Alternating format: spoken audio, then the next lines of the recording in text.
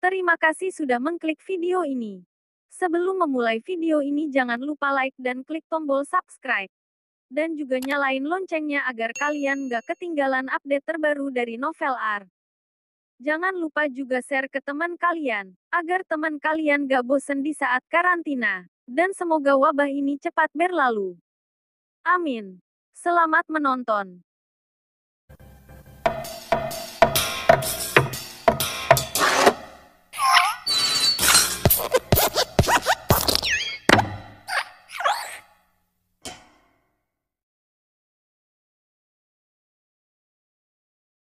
Apa? Kamu membunuh semua orang grup Shadow Tiger?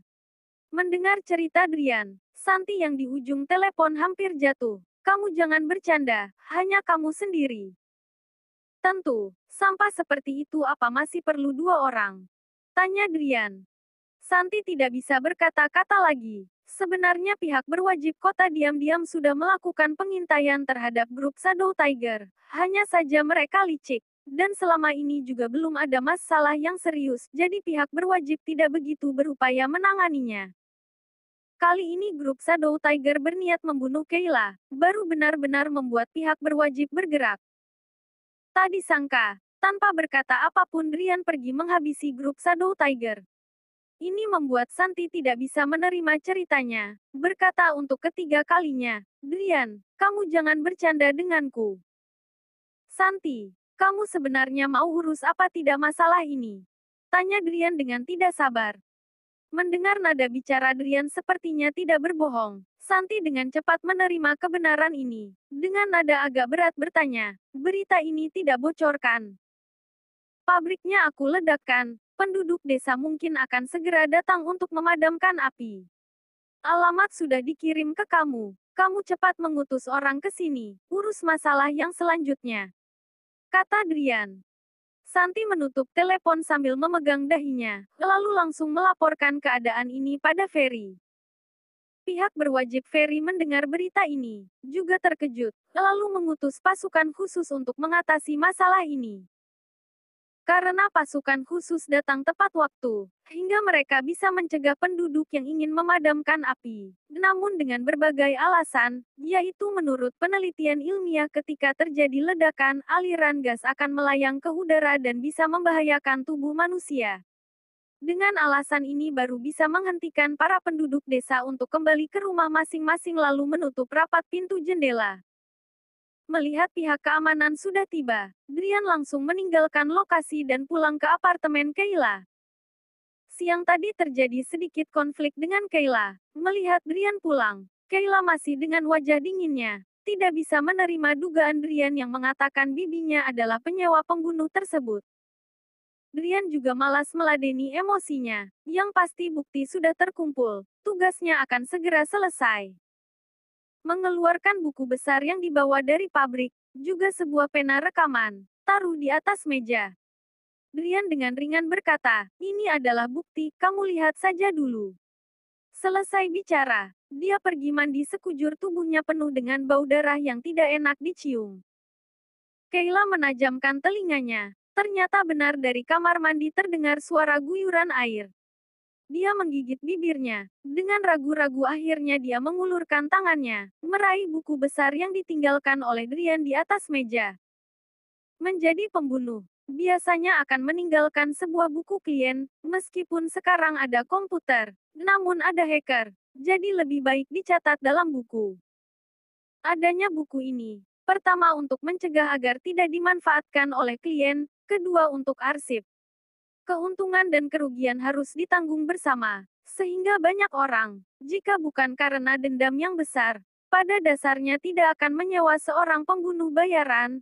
Kadang seorang pembunuh tidak bisa diandalkan, dan bila membocorkan siapa kliennya akan timbul risiko besar.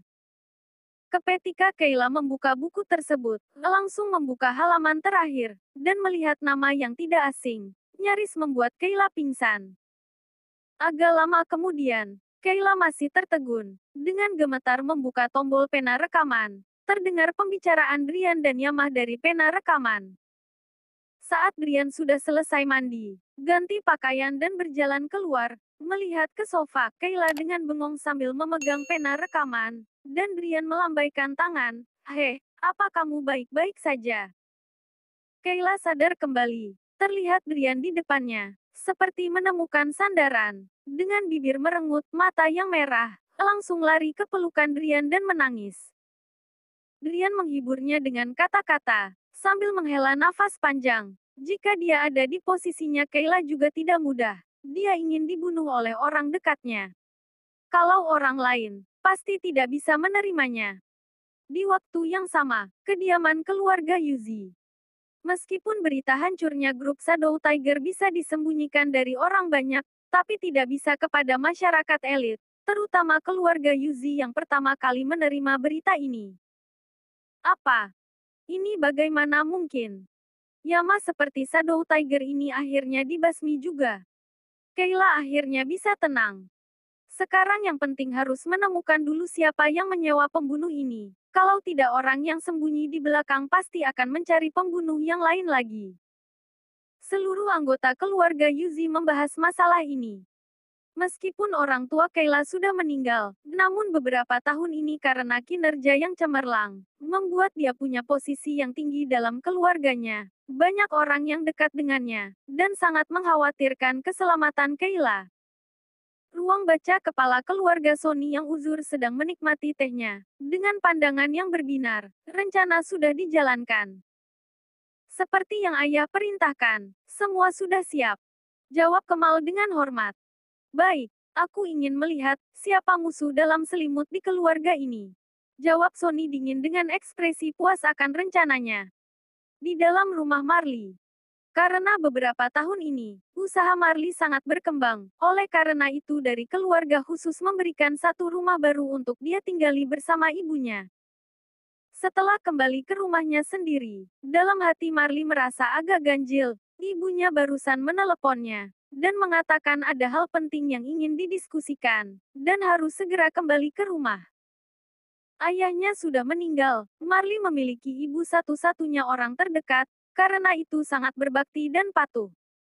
Tidak berani menunda hal yang diperintahkan ibunya, bahkan langsung meninggalkan pekerjaannya dan segera pulang ke rumah. Yang membuat Marley bimbang adalah nada bicara ibunya sewaktu di telepon ada sedikit panik. Sekarang Marley adalah yang paling muda dan yang terbaik di keluarga Yuzi.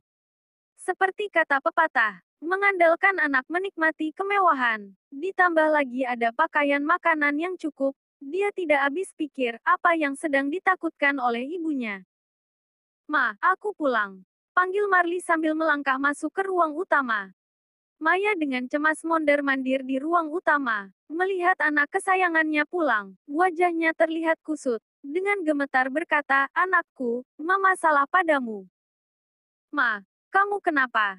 Marley kaget dan langsung bertanya. Maya dengan berlinang air mata dan wajah yang menyesal, Marley. Apakah kamu tahu masalah sepupumu Kayla yang diserang oleh pembunuh? Ma, masalah ini juga aku barusan dengar. Grup pembunuh Shadow Tiger sudah dihabisi oleh Drian. Ternyata benar Kayla tidak salah menilai orang, Drian itu sangat hebat.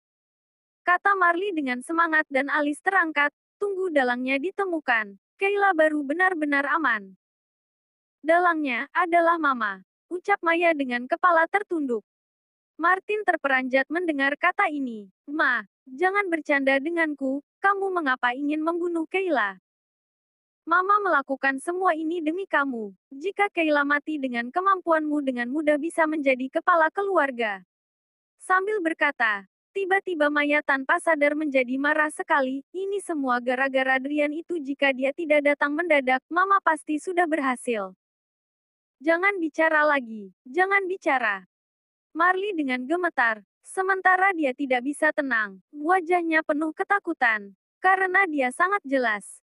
Kalau penyewa pembunuh itu ditemukan, dia akan dihadapkan oleh dendam keluarga Yuzi. Namun dia sungguh tidak menyangka penyewa ini adalah ibunya. Ini menjadi konflik batin Marley. Berbagai cara dan ide muncul di kepalanya, namun ditekan olehnya. Dan terakhir setelah menarik nafas panjang, aku akan pergi meminta maaf sama Kayla. Ini cara satu-satunya. Marley, kamu tidak bisa melakukan ini.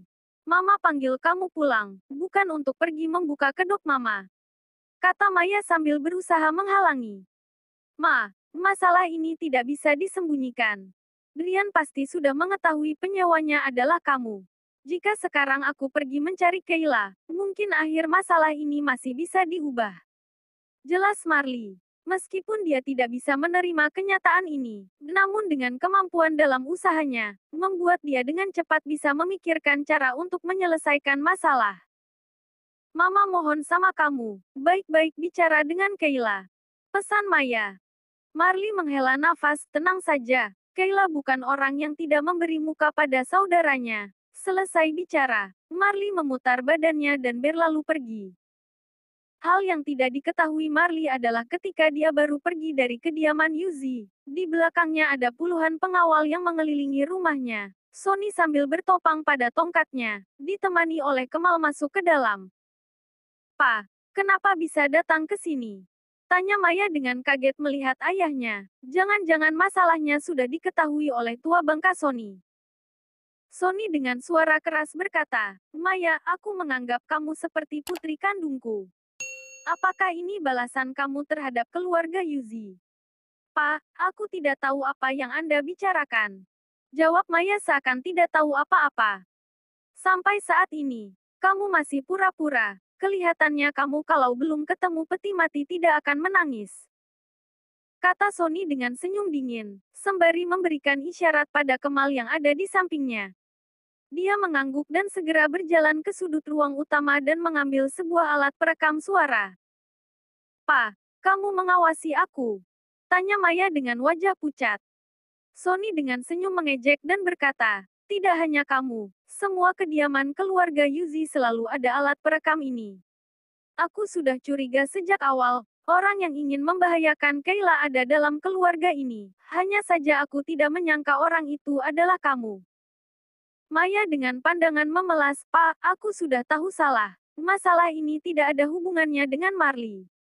Semuanya aku sendiri yang melakukan. Anda jangan salahkan Marley. Dia tidak bersalah. Jika Marley juga bergabung, akhir masalah bukan seperti ini." Stanley dengan wajah kecewa berkata, "Kenan terlalu awal perginya. Maya, harapan kamu selama ini ingin anakmu menjadi sukses. Untuk ini aku bisa mengerti. Namun perbuatanmu kali ini, sungguh sudah keterlaluan. Pa, masalah ini aku tidak pikir panjang. Silakan hukum saja aku," kata Maya sambil menarik nafas panjang. Sony mengangguk dan berkata, "Aku sangat senang kamu punya kesadaran seperti ini." Setelah merenung sebentar, lalu berkata, "Kamu segera mengemaskan barang. Sebelum Marley kembali, tinggalkan keluarga Yuzi, menuju kota es. Tidak ada izin dari aku. Kamu tidak boleh masuk ke keluarga Yuzi satu langkah pun." Mendengar hukumannya, pandangan Maya serasa gelap dan nyaris pingsan. Keluarga Yuzi juga mempunyai usaha di kota es, namun tempat itu dari segi manapun tidak lebih baik dari kota ini. Ditambah lagi aturan yang tanpa izin tidak boleh menapak kakinya di keluarga Yuzi. Tidak ada bedanya dengan mengasingkan dirinya. Kemal yang berdiri di samping dengan cepat berkata, "Pa, hukuman ini tidakkah terlalu berat? Jika Kayla mati di tangannya, apa kamu akan merasa hukuman ini terlalu ringan?" Sony balik bertanya. Kemal langsung terdiam. "Pa, biarkan aku bertemu dulu dengan Marley baru pergi, boleh tidak?" Maya mengajukan permintaan terakhirnya. "Aku sudah menahan masalah ini, selain Fendi tidak ada orang yang tahu kamu dalangnya. Maya, kalau kamu ingin Marley kelak dipersulit dan malu, mendapatkan gunjingan orang, kamu tunggu saja sampai dia pulang, hingga membuat masalah ini tersebar keluar." Selesai bicara Sony berbalik dan pergi. "Sayang sekali, kalau tahu akan seperti ini, untuk apa kamu melakukannya?" Kemal menggeleng, dan mengikuti Sony pergi. Hanya tersisa Maya yang terjatuh ke lantai dengan ratapan tangisnya. Mengenai masalah yang terjadi di rumahnya, Marley tidak tahu sama sekali. Dia dengan cepat sudah tiba di apartemen Kayla. Akhirnya seperti yang diharapkan bisa ketemu dengan Kayla. "Kak Marley, tumben ada waktu ke sini?" tanya Kayla penuh senyum. Meskipun dia sudah pastikan dalangnya adalah Maya. Namun seperti yang dikatakan Drian, Marley pasti tidak ada hubungannya dengan masalah ini. hingga terjadi konflik batin pada Kayla. Masih belum pastikan apa yang akan dilakukan selanjutnya. Melihat kakak sepupunya membuat perasaan hati sedikit kacau. Dubrak. Marley tanpa berkata, langsung bersujud di depan Kayla. Kayla, kakak sepupu datang kali ini untuk meminta maaf padamu. Marley merangkak dan sembah sujud sambil kepalanya menyentuh di lantai dan muncul suara benturan. Kayla terkejut dan segera memapahnya untuk berdiri. Kakak sepupu, apa yang kamu lakukan? Cepat berdiri. Kayla, jika kamu tidak mau memaafkan aku tidak ada muka untuk bertemu denganmu lagi. Kata Marley dengan malu. Kayla tidak tahu harus bicara apa. Dia menatap kakak sepupunya yang berlutut di lantai. Dengan perasaan kacau, akhirnya dengan suara ringan. Kakak, bangunlah. Aku sudah tahu masalah ini. Kamu tidak ikut-ikutan. Tidak perlu berbuat seperti ini. Biar bagaimanapun, dia adalah ibuku. Sebagai ibu telah melakukan hal yang tidak seharusnya. Aku sebagai anaknya mewakili dia untuk meminta maaf padamu. Kata Marley dengan tulus. Melihat Marley yang tidak bersedia berdiri, Kayla tidak tahu harus bagaimana. Maya menyewa pembunuh untuk membunuhnya, dan benar-benar mengabaikan hubungan keluarga. Jika saja orang lain pasti tidak bisa menerimanya. Sekarang ingin dia memaafkan Maya, Kayla tidak bisa. Setidaknya sekarang perasaannya lagi kacau. Dia tidak mungkin bisa dengan tulus memaafkannya. Ketika melihat Kayla serba salah, Brian yang dari tadi di samping berkata, benar-benar lucu, tanpa ragu sedikit pun ibumu mengutus orang untuk membunuh Kayla. Kini masalah sudah di depan mata, baru tahu datang untuk minta maaf. Apa tidak merasa sudah terlambat? Aku juga baru mengetahui hal ini. Kata Marley dengan kepala menunduk. Jadi kamu berlutut terus memaksa Kayla untuk memaafkan ibumu. Brian tertawa dingin. Kalau kamu bangun, masalah ini masih bisa dibahas. Kalau suka berlutut, teruskan saja. Marley segera bangun dan berdiri setelah mendengar kata Brian. Dia tahu posisi Brian dalam masalah ini. Kayla mungkin masih melihatnya sebagai keluarga hingga tidak begitu peduli, tapi kalau Brian sulit untuk mengatakannya. Dengan kata lain, kalau dia lolos di bagian Brian, masalah ini bisa dianggap beres. Pikir sampai di sini, Marley segera berkata, Tuan Brian, ibuku melakukan tanpa pikir panjang. Beruntungnya adik sepupu tidak mendapat bahaya. Ini adalah keberuntungan dalam kemalangan. Apanya yang beruntung? Bagaimana jika Kayla mengalami bahaya? Brian balik bertanya. Marley sadar dengan wajah memerah, menggigit bibir berkata, Kayla, asal kamu mau melepaskan bibimu, aku bersedia mengundurkan diri dari pemilihan kepala keluarga. Meskipun kakek sudah menetapkan kamu di posisi pertama, namun masih belum diputuskan. Aku tidak hanya mengundurkan diri dari pemilihan ini, tapi juga akan membantu kamu menjadi kepala keluarga. Syarat ini bagaimana menurutmu? Keluarga Yuzi adalah sebuah keluarga yang sangat besar, penopang perekonomian kota. Kepala keluarga bisa alokasikan sumber daya, punya kekuasaan, bahkan bisa menjabat wali kota. Semua anggota keluarga Yuzi berjuang untuk tujuan ini. Meskipun Marley tidak ada niat khusus untuk mendapat posisi ini, namun tidak mungkin dia tidak pernah menginginkannya. Kini yang generasi muda pilihannya jatuh pada dia dan Kayla. Sekali dia mundur dari pemilihan ini, maka kepala keluarga akan menjadi kepunyaan Kayla. Marley merasa ini pengorbanan yang sangat besar, namun demi menolong ibunya, tidak ada cara lain lagi. Di luar dugaan, mendengar Marley ingin mundur dari pemilihan ini, Kayla tidak merasa senang, bahkan dengan kecewa berkata, Kak sepupu, apakah kamu pikir aku lebih peduli dengan pemilihan ini? Kali ini bukan hanya Marley yang kaget, tapi juga Drian, karena dia bisa merasakan perkataan dari Kayla sungguh isi hati sebenarnya. Dia benar-benar tidak peduli dengan Marley yang mengalah dalam pemilihan ini. Menjadi kepala keluarga dalam keluarga Yuzi sama dengan mempunyai kedudukan paling tinggi di kota, kedudukan yang menggoda, kalau orang lain pasti segera akan mempertahankan. Ini juga pertama kali membuat Drian merasa walaupun Kayla sifatnya pemarah, namun sesuai dengan kriterianya. Kayla, sebenarnya apa yang kamu inginkan? Marley masih pikir adik sepupunya serakah. Kedudukan pewaris masih tidak cukup. Masih ingin menggunakan kesempatan ini untuk mengambil segala yang dimiliki olehnya. Tanpa sadar membuat hatinya muncul rasa sesal. Apapun tidak aku inginkan, ucap Kayla sambil menggeleng dan menggigit bibirnya. Akhirnya menarik nafas panjang lalu berkata, "Sudahlah, aku tidak akan menyelidiki masalah ini lebih dalam lagi. Kakak sepupu, kamu pulang dan beritahu Bibi. Kelak kita masih satu keluarga, hanya saja jangan ada masalah seperti ini lagi." Kayla, terima kasih kamu sudah tidak perhitungan dengan masalah ini. Ucap Marley dengan bahagia, lalu pergi setelah bersujud 3 kali tanda terima kasih. Drian dengan cemberut berkata, "Mengapa melepaskan dia? Kakak sepupumu bukanlah pria dari keluarga baik. Kali ini beri dia kesempatan. Lain kali ingin menghadapi dia bukan hal yang gampang." Kayla dengan suara kecil berkata, "Masih satu keluarga, aku tidak tega. Lagi pula kalau aku selidik lebih lanjut, apa yang bisa kulakukan? Apa yang bisa dilakukan? Dengarkan aku, adik kecil Kayla. Jangan meremehkan identitas dan posisi kamu, juga kekuasaan yang bisa kamu nikmati. Jangan katakan yang lain. Masalah ini jika diketahui sama kakekmu, dalam waktu sedetik dia akan membuat bibimu keluar dari rumah keluarga Yuzi."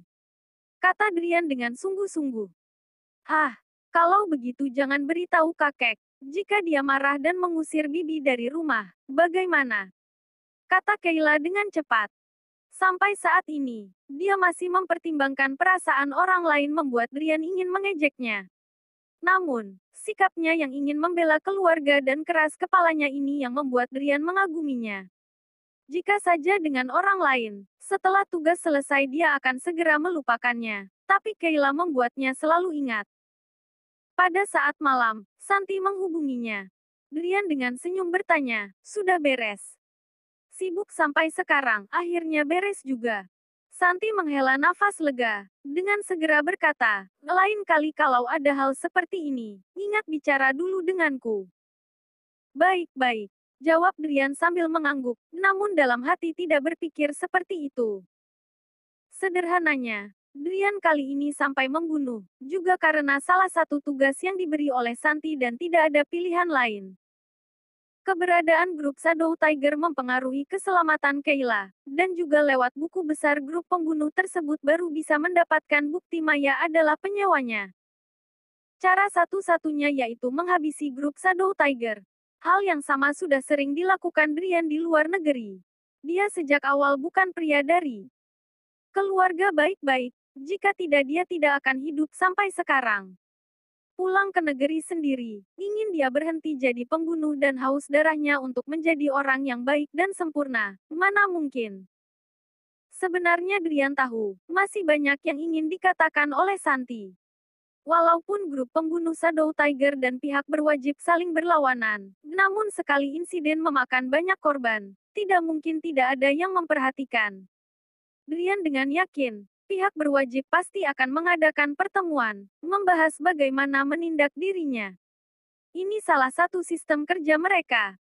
Drian bukan tidak suka terikat, kerja sama dengan Santi dan pihak berwajib ada batasannya. Jika pihak berwajib masih berani meminta lebih, dia akan bersembunyi dan menunggu penelitian. Four Directions Hydrogen berhasil baru keluar untuk menghilangkan virusnya. Kediaman keluarga Yuzi. Setelah menyelesaikan masalah ibunya, hati Marley menjadi lebih baik seperti batu besar yang jatuh menjadi serpihan. Dia dengan tidak sabar ingin memberitahu ibunya, agar dia tidak khawatir akan masalah ini. Namun di dalam rumahnya sendiri, mencari untuk waktu yang lama, tidak menemukan ibunya. Dan yang aneh, pakaian dan kebutuhan sehari-harinya juga tidak ada. Ini membuat Marley terasa janggal, dan segera menghubungi telepon ibunya. Sampai ibunya menangis dan menceritakan, dia baru tahu ibunya telah diusir dari keluarga Yuzi.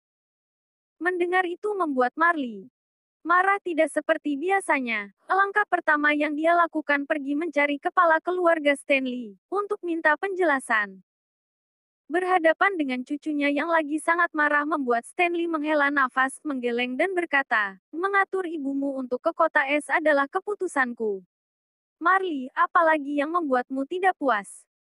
Kakek, meskipun ibuku berbuat salah, dan memberinya hukuman, namun tidak perlu sampai mengusir dia dari keluarga Yuzi. Kata Marley dengan emosi. Marley, kamu tenang dulu. Kelak kamu akan menjadi orang dengan urusan besar. Bagaimana boleh hanya masalah kecil menjadi kacau begini? Kata Stanley dengan datar. Mengenai masalah dengan ibu. Bagaimana cucu tidak panik? Kata Marlo sambil menggigit bibir. Kakek, masalah ini benar ibuku yang bersalah. Tapi aku juga sudah pergi meminta maaf pada Keika. Dan Keila juga tidak ingin tindak lanjut masalah ini. Jadi kakek. Stanley dengan dingin berkata, Keila tidak akan tindak lanjut, tidak berarti hukum keluarga juga begitu. Jika semua orang seperti ibumu, bagaimana pandangan para publik pada keluarga Yuzi? Lagi pula, aku hanya sementara mengatur dia ke kota es dan tidak langsung mengusir dia dari keluarga Yuzi. Selain itu, ibumu ingin membahayakan Keila. Kalau sampai tersebar keluar itu tidak baik, masalah ini sudah aku bereskan. Di rumah hanya beberapa orang yang tahu. Maksud aku, kamu sudah mengerti. Jelas Stanley sambil mengangkat gelas tehnya, dengan matanya menatap ke Marley. Marley ingin bicara lagi, namun Stanley setelah minum tehnya, dengan tenang berkata, sudahlah, yang perlu dibicarakan sudah dibicarakan, masalah yang dilakukan ibumu meninggalkan setumpuk kekacauan yang harus dibereskan. Kalau tidak ada urusan lagi, jangan bingung di depanku. Pergi, keluar sana. Marley dengan rasa terhina dan tidak rela kembali ke rumahnya. Maksud kakek dia tentu jelas. Walaupun masalahnya sudah dibereskan dan tidak akan mempengaruhi nama baik ibunya, namun selanjutnya jangan berharap untuk bisa kembali ke keluarga Yuzi. Setelah berpikir, akhirnya Marley dengan menggigit bibirnya. Pandangan yang dingin, Keila, aku awalnya tidak ingin bersaing denganmu untuk pemilihan posisi kepala keluarga ini.